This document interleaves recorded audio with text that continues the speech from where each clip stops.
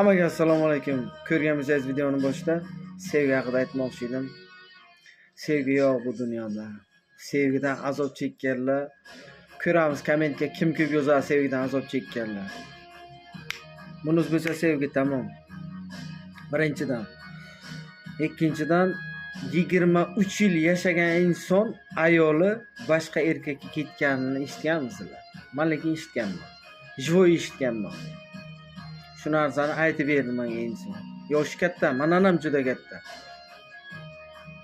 Qanay sevgi bor bilan. Yigit kishi unutmaydi andamdakka. Qizlar o'ylaydi yigit kishi unutadi deb. Yo'q.